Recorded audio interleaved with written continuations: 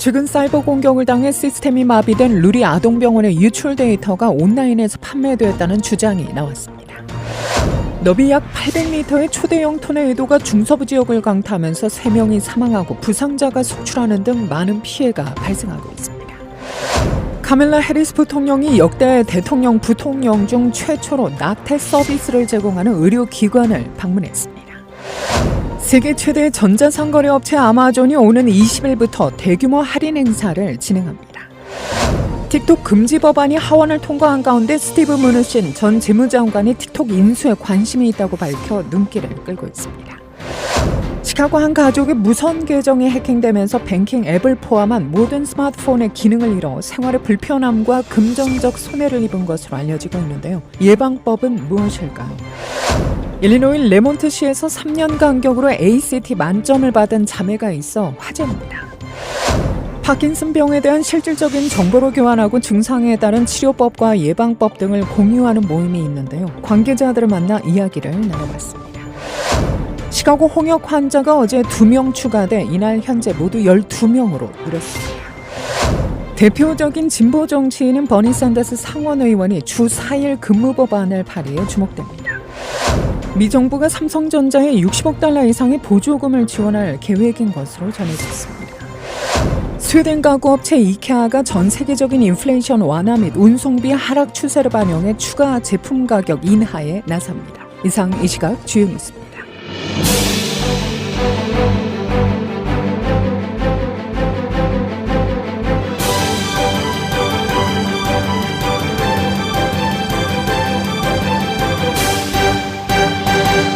최근 사이버 공격을 당해 시스템이 마비된 루리 아동병원의 유출 데이터가 온라인에서 판매되었다는 주장이 나왔습니다.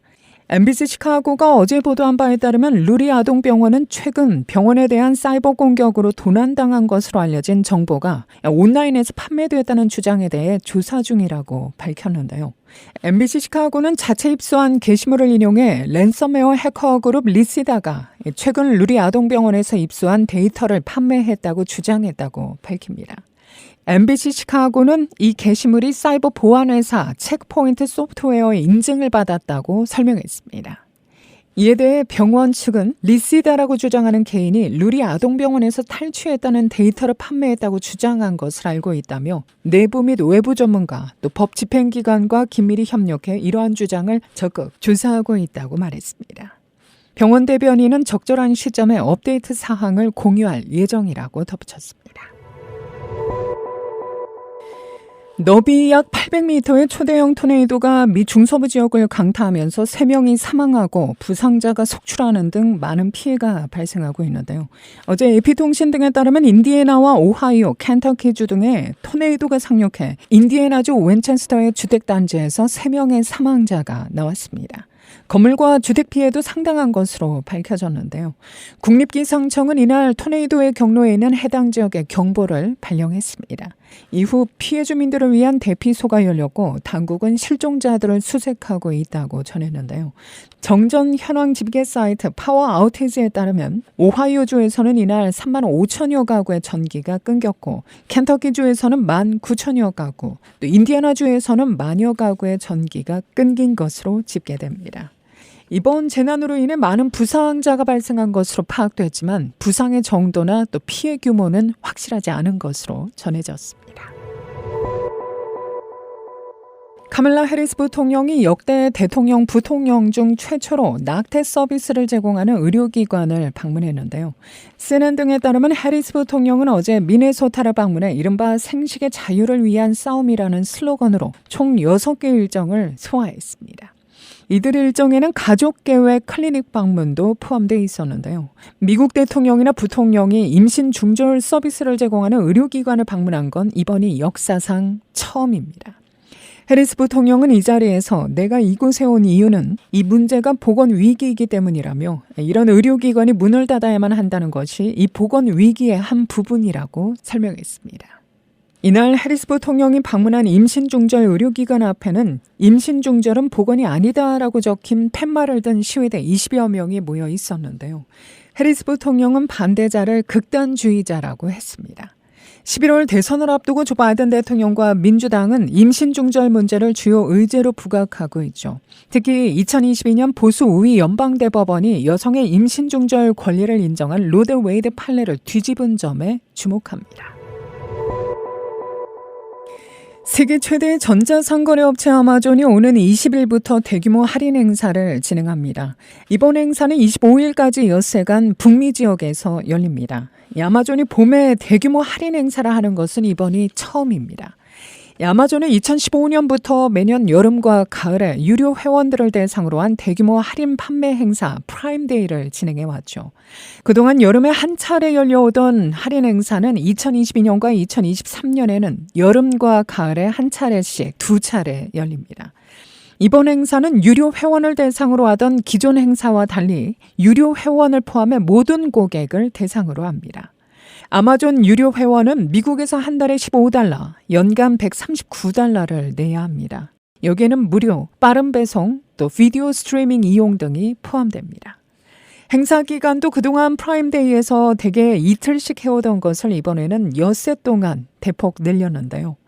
아마존은 이번 행사에서는 봄 패션과 피트니스 제품, 야외 가구, 아마존 브랜드 기기, 또 기타 필수품이 할인 대상에 포함된다고 설명했습니다. 또 이벤트 기간 매일 새로운 거래가 공개될 예정입니다. 틱톡 금지 법안이 하원을 통과한 가운데 스티브 므누신 전 재무장관이 틱톡 인수에 관심이 있다고 밝혀 눈길을 끌고 있는데요. 므누신 전 장관은 어제 틱톡 인수를 위해 투자자 팀을 구성하고 있다고 밝혔습니다. 그는 2017년부터 2021년까지 재무부 장관을 역임했죠. 그의 발언은 하원이 중국 소유의 거대 소셜미디어 틱톡을 금지하거나 또 미국 소유주에게 강제로 매각하는 법안을 통과시킨 지 하루 만에 나온 겁니다.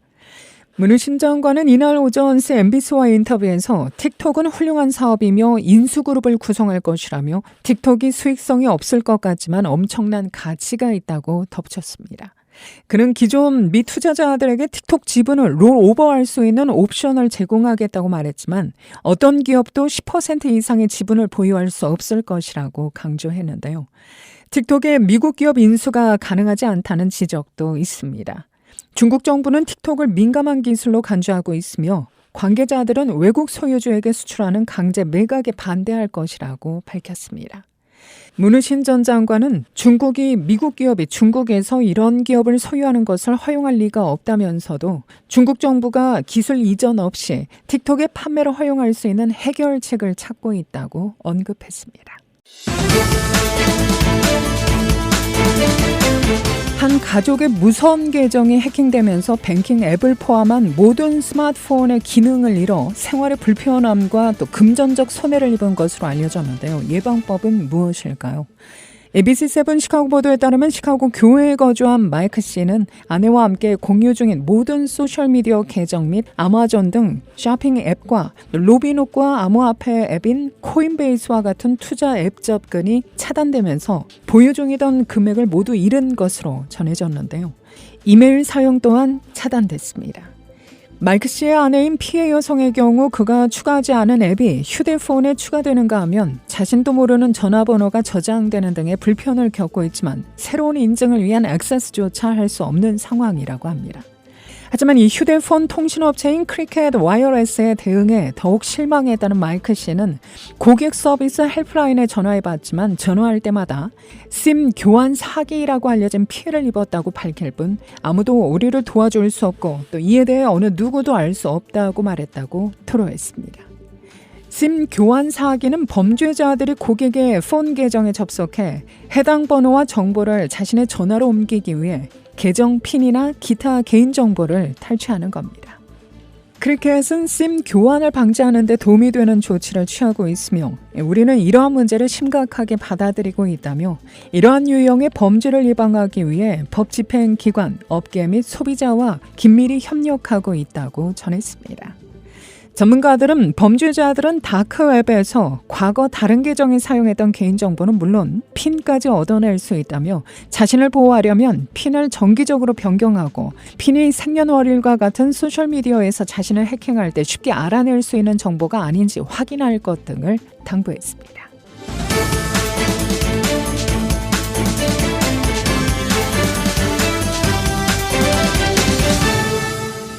일리노이 레몬트시에서 3년 간격으로 ACT 36점 만점을 받은 자매가 있어 화제입니다. 몰리 텀버와 노라 텀버가 그 주인공으로 이들은 아메리칸 칼리지 테스팅 ACT에서 이 같은 기록을 달성했는데요. 몰리는 코로나19 팬데믹이 심각했던 2021년 ACT에서 만점을 받고 현재 미시간 주립대학교 2학년에 재학 중입니다. 그의 동생인 노라 텀버가 언니와 같은 시험에서 36점 만점을 받아 눈길을 끌고 있는데요. 한편에 ACT 다음 시험은 4월 15일입니다. 수십 년 동안 표준화된 시험은 고등교육을 위한 통과 의례로 여겨져 왔죠. ACT는 물론 SAT는 미국 대학에 지원하기 위해 필요한 시험으로 이 시험들은 학생들의 학력과 학문적 능력을 평가하는 데 사용됩니다. 이 두 가지 테스트는 여러 과목으로 구성되어 있는데요. 주로 영어와 수학, 읽기, 과학 분야의 문제들이 포함됩니다. SAT는 에세이 쓰기 섹션이 추가로 있죠. 시험은 주로 객관식 문제로 출제되며 문제를 맞힌 개수에 따라 점수가 결정됩니다. SAT 시험은 두 과목으로 총 3시간 45분이 주어집니다. 800점씩 총 1600점이 만점이며 아비리그나 명문대 합격하는 경우 SAT 점수가 1500에서 1600점 정도가 된다고 합니다. ACT 시험의 경우 4과목으로 총 2시간 55분이 소요됩니다. 과목은 영어와 수학, 독해, 과학으로 각 과목당 36점 만점으로 4과목의 평균이 점수가 되는데요. 전문가들은 이 두 가지 시험을 준비하기 위해서는 충분한 시간과 계획이 필요하다고 하는데 일반적으로 시험 일정에 따라 약 3개월에서 6개월 정도의 준비 기간을 가는 것이 좋다고 조언합니다. 시카고의 홍역 환자가 어제 2명 추가돼 이날 현재 모두 12명으로 늘었습니다. 보건당국은 이날 필센 이민자 보호소에서 2건의 홍역 사례를 추가로 확인했다고 밝혔는데요. 이로써 지난 7일 첫 환자 발생 이후 시카고 홍역 확진 사례는 모두 12건으로 늘었습니다. 확진자는 어른 6명, 어린이 6명입니다. 전체 12건 중 10건이 필센 보호소에서 발생했습니다. 질병통제방센터에 따르면 현재 일리노이를 포함해 미국 내 17개 주에서 확진 사례가 확인되고 있습니다.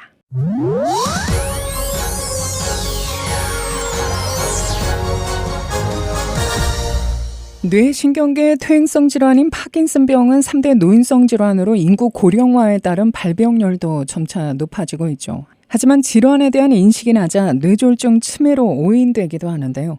노인성 질환으로 노년층에서 많이 발생하지만 장기적으로 증상이 진행되는 만큼 미리 예방하고 관리하는 것이 무엇보다 중요합니다.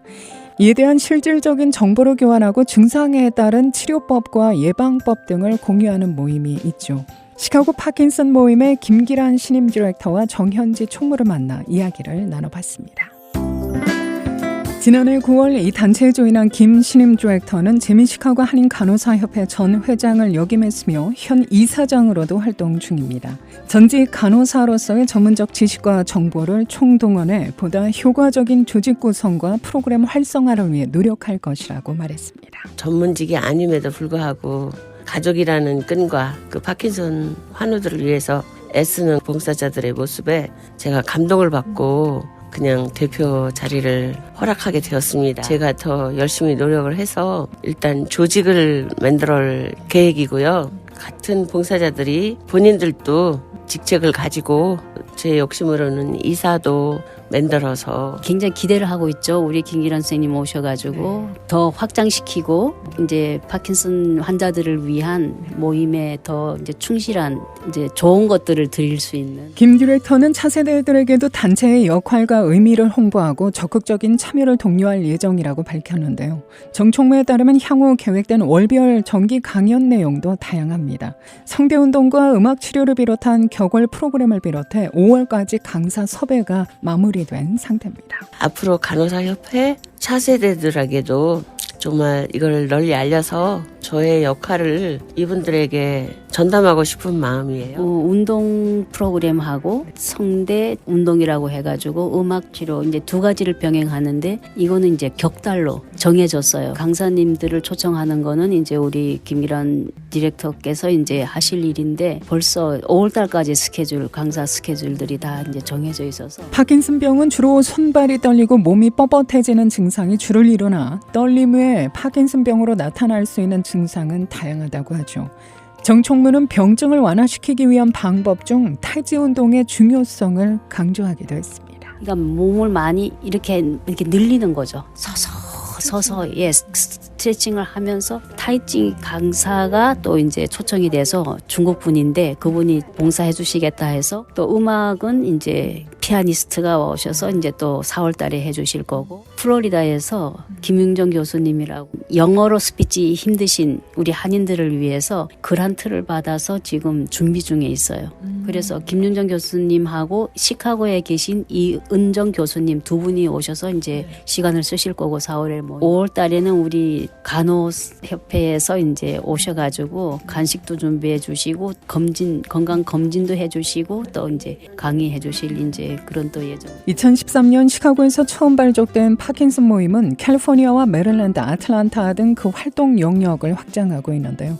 시카고 모임을 조직한 로사 킴 초대 디렉터와 7년 전 캘리포니아 지부를 창설한 그의 동생인 리사 킴, 이 두 자매가 창립 초기에 꿈꾼 Korean American Parkinson Support Network 건설 현실화에 한 발짝 다가선 듯합니다. 환자들의 소그룹 모임과 화요일마다 진행되는 줌을 통한 음악 치료에 대한 관심과 참여도 지역을 막론해 높습니다. 줌에는 지금 캘리포니아, 메릴랜드, 시카고, 아틀란타에도 지금 그룹이 있어요. 그 아틀란타에는 소셜 워커가 거기 챕터에 같이 일을 하면서 하시기 때문에 또 그분이 이제 연결을 해서 서로 대화를 현재는 각각인데 원래 이 두 자매님의 계획은 대도시에 시카고, LA, 그다음에 뉴욕 쪽으로 해서 원래 이제 이 이름을 이렇게 붙였어요. 코리안 아메리칸 파킨슨 서포트 네트워크 명칭을 정해놓고 이분들이 이제 시작을 하신 거죠. 파킨슨에 대한 인식 증진과 관심도 제고도 활동 목표 중에 하나라는 정 총무. 그는 10년 전 시카고에서 모임이 처음 조직된 때부터 환우들을 위한 자원봉사에 헌신하고 있습니다.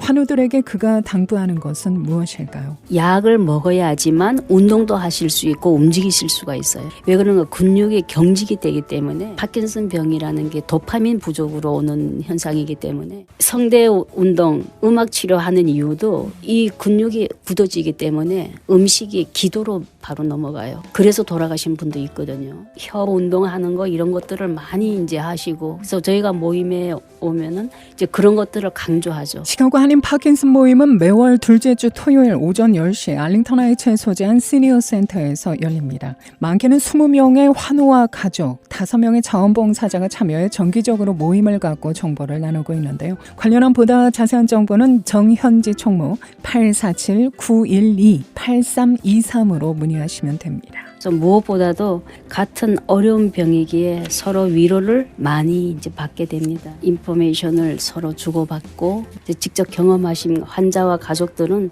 그래서 새로운 분들을 또 도와드릴 수도 있고 환우분들이 서로 지내왔던 상황, 자기 이름 발표하고 그 파킨슨 경력들을 발표하면서 의지하고 서로 의견을 나누는 그 모습들이 앞으로라도 내가 배운 거를 토대로 또 이분들이 나를 의지하니까 좀 열심히 해 드려야지 되겠다 하는 그런 마음이 있습니다.